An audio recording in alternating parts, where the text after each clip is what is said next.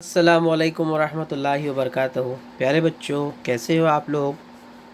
उम्मीद और दुआ अल्लाह रब्बुल इज़्ज़त से यही है कि आप लोग सब बखैरियत होंगे। तो चलिए बढ़ते हैं हमारे आज के इस वीडियो की ओर। आज हम इस वीडियो में कक्षा 9वीं की जो पहली कविता है जिसका नाम है नदी की पुकार, इसके प्रश्न उत्तर हम लोग जो है तो देखने वाले हैं। देखिए, कविता का शीर्षक है नदी की पुकार। किस तरीके से इसके प्रश्न उत्तर लिखे जाए हम लोग जो है तो ये देखने वाले हैं। ठीक है, तो बढ़ते हैं बच्चों आज की हमारी पहली एक्टिविटी पर। पहली एक्टिविटी है आप लोगों की आकलन कृति पूर्ण कीजिए।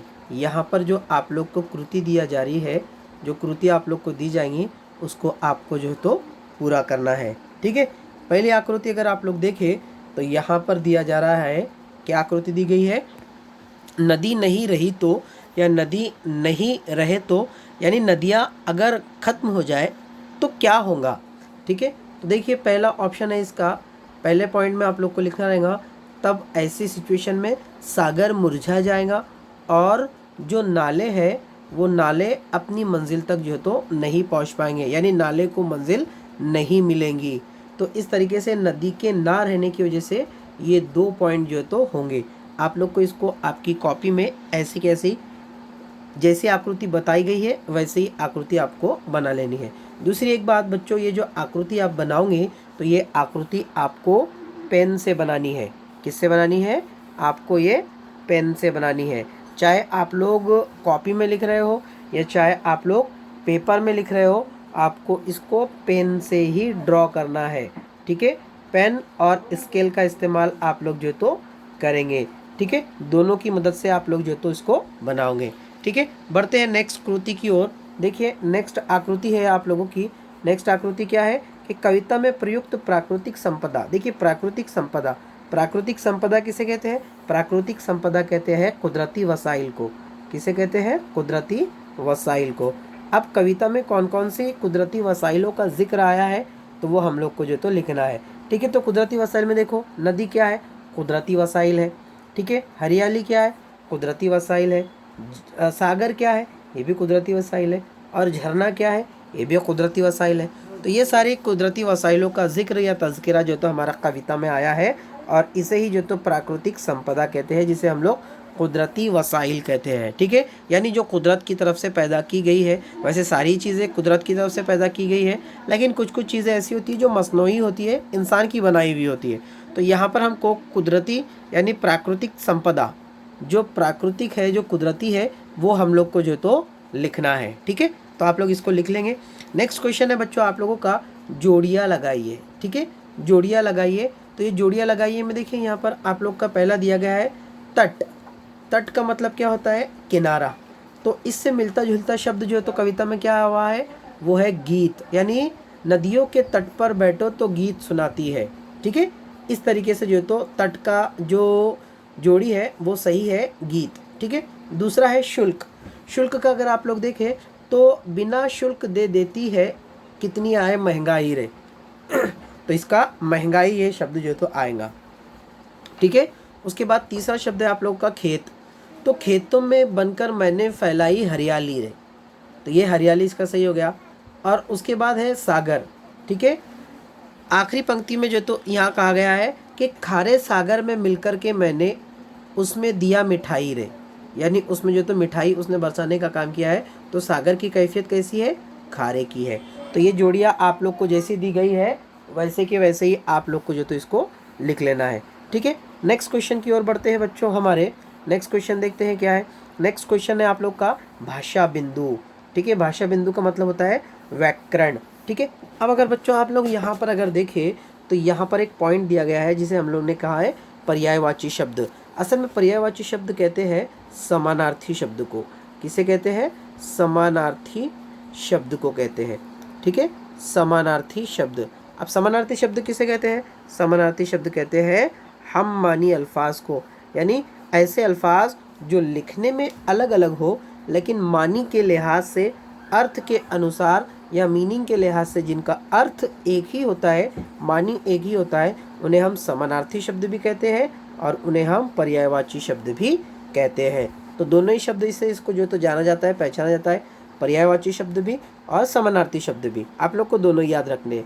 अब हमारी आकृति की ओर बढ़ते हैं कि हमको जो है तो नदी का समानार्थी शब्द ढूंढ कर लिखना है कविता से। ठीक है, तो नदी को देखो सरिता भी कहा जाता है, तटिनी भी कहा जाता है और सरित भी कहा जाता है। ये हो गए नदी के समानार्थी शब्द। उसके बाद शब्द नंबर 2 है आकाश। तो आकाश के समानार्थी शब्द देखिए, आकाश के समानार्थी शब्द नभ, गगन और शून्य, ये आकाश के समानार्थी शब्द है। उसके बाद में पथ, पथ का देखिए मार्ग और रास्ता। ठीक है, ये दो जो है तो उसके समानार्थी शब्द है। बढ़ते हैं बच्चों नेक्स्ट क्वेश्चन की ओर। नेक्स्ट क्वेश्चन देखते हैं हमारा क्या है। नेक्स्ट क्वेश्चन है आप लोग का शाब्दिक संपदा। अब यहाँ पर 3 चीज़ें जो तो बताई गई है। देखिए, निम्नलिखित शब्दों का वचन बदल कर लिखिए। ठीक है, यहाँ पर ये जो शब्द दिए गए नदी, गीत, नाला, धुन, तो वचन बदल कर लिखिए। वचन बदल कर लिखिए। वचन कितने हैं हमारे हिंदी में? वचन 2 है, एक वचन और बहुवचन। एक वचन कहते हैं वाहिद को और बहुवचन कहते हैं जमा को। तो नदी का क्या बन जाएगा? नदिया। गीत का क्या बन जाएगा? गीत। नाले का क्या बन जाएगा? नाला का क्या बन जाएगा? नाले। और धुन का क्या बन जाएगा? धुने। तो इस तरीके से यहाँ पर जो तो आप लोग को इसके वचन बदल कर लिखना रहेगा। यानी कि एक वचन है तो अनेक वचन में ले जाना है, और अनेक वचन है तो उसको एक वचन में जो तो आप लोग को लाना रहेगा। ठीक है, उसके बाद दूसरा शब्द देख लेते हैं हम लोग। दूसरा है आप लोगों का विरुद्धार्थी शब्द लिखिए। विरुद्धार्थी शब्द यानी कि जिद्दैन। ठीक है, यहाँ पर देखिए आप लोग जिद्दैन में अगर आप लोग देखेंगे तो खारा, खारे का जिद क्या आएगा? मीठा। सूखा, सूखे का क्या आएगा? गीला। महंगा क्या आएगा? सस्ता। मिलना क्या रहेगा आप लोग का? उसका विरुद्धार्थी शब्द बिछड़ना। ठीक है, तो ये इस तरीके से आप लोग को विरुद्धार्थी शब्द भी जो तो लिखने हैं। वैसे इसके नीचे इसके उत्तर भी जो तो दिखाई गए हैं, वो इंशाल्लाह मैं आप लोग को बताने की कोशिश करूँगा। ठीक है, नेक्स्ट की ओर बढ़ते हैं। नेक्स्ट है आप लोग का ये मोस्ट इम्पॉर्टेंट टॉपिक है कि पद्यांश में लय युक्त, लय या तालयुक्त शब्द। देखो, लय और तालयुक्त शब्द किसे कहते हैं? असल में एक जैसे मिलने जुलने वाले शब्दों को जो तो हम लोग तालयुक्त शब्द कहते हैं। ठीक है, तो यहाँ पर देखिए इसके आंसर आप लोग को जो तो बताए गए हैं। देखो, सुनाती बुझाती, तालयुक्त शब्द का जो आंसर है यहाँ पर देखिए, पहला शब्द क्या है? सुनाती है, बुझाती है। ठीक है, मुरझाएगा जाएगा। ठीक है, खुशहाली हरियाली, तो ये आप लोगों के कौन से शब्द है? तालयुक्त शब्द है। यहाँ पर अगर आप लोग देखेंगे तो यहाँ पर देखिए ये पहला शब्द जो है तो कौन से है? एक वचन और बहुवचन का। नदी, नदिया। गीत, गीत, गीत का एक वचन भी गीत ही है और बहुवचन भी गीत ही है। नाला, नाले। धुन, धुने। ठीक है, उसके बाद में मैंने आप लोग को बताया था विरुद्धार्थी शब्द खारा, मीठा। सूखा, गीला। महंगा, सस्ता। मिलना, बिछड़ना। ठीक है, और ये तालयुक्त शब्द सुनाती, बुझाती, मुरझाएगा जाएगा, खुशहाली हरियाली। तो ये इस तरीके से आप लोग को इसको भी वैसे के वैसे ही लिख देना है। अब इसके बाद बच्चों आप लोग को एक सवाल पूछा जाता है, वो है आप लोगों का सरल पंक्ति का अर्थ। ठीक है, क्या है? सरल पंक्ति का अर्थ लिखिए। ठीक है, सरल पंक्ति का अर्थ लिखिए। अब सरल पंक्ति का अर्थ क्या होता है? उर्दू में आप लोग एक टॉपिक जो है तो डिस्कस कर रहे हो या पढ़ रहे हो, उसे कहते हैं हम लोग तशरीह करना। ठीक है, क्या करते हैं हम लोग? तशरीह। तशरीह लिखते हो ना, तो ये सरल पंक्ति का अर्थ असल में तशरीह ही है। ठीक है, यहाँ पर देखिए आप लोग सरल अर्थ लिखिए। सरल अर्थ में आप लोग को पहली जो पंक्ति दी गई है, सबको जीवन देने वाली करती सदा भलाई रे, कल कल करती नदियाँ कहती मुझे बचा लो भाई रे। ये पूरी कविता का ये पूरी एक पंक्ति जो तो दी गई है, इसका अर्थ आप लोग को क्या समझ में आया? तो मैं आप लोग को सिर्फ एक पढ़कर बता देता हूँ, उस तरीके से आप लोग को पूरे यहाँ पर PDF में दिए गए हैं, आप लोग को उसको लिख लेना है। देखो, सबको जीवन देने वाली करती सदा भलाई रे, तो नदी सबको जल रूपी जीवन देकर भलाई का काम करती है। वो कलकल की ध्वनि के साथ निरंतर बहती रहती है और सबसे कहती है कि भाइयों मुझे प्रदूषण से बचाओ। मैं सदा अपनी मर्यादा में ही बहती हूँ, जो भी मुझे पुकारता है मैं उसे अपना अमृत जैसा जल देकर उसकी प्यास बुझाती हूँ। मेरा जीवन परोपकार का है। हे भाइयों पागल मत बनो, मुझे आप बचा लो, प्रदूषित होने से आप मुझे बचा लो। तो ये पहली पंक्ति का जो तो सरल अर्थ हुआ।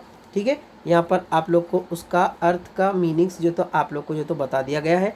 वैसे ही आप लोग को दूसरा, तीसरा, ठीक है, ये तीसरे का देखो, फिर चौथा, पांचवा, और इस तरीके से जितने भी उसके जो मिसरे दिए गए हैं आप लोग को उतने जो तो लिख लेने हैं। तो बच्चों मैं समझता हूँ कि आप लोग को जो तो वीडियो पसंद आया होगा। लाइक, शेयर और सब्सक्राइब करना ना भूलें। मिलते हैं अगले वीडियो में। झुमका सबक हम लोग डिस्कस करेंगे। तब तक के लिए अल्लाह हाफिज़।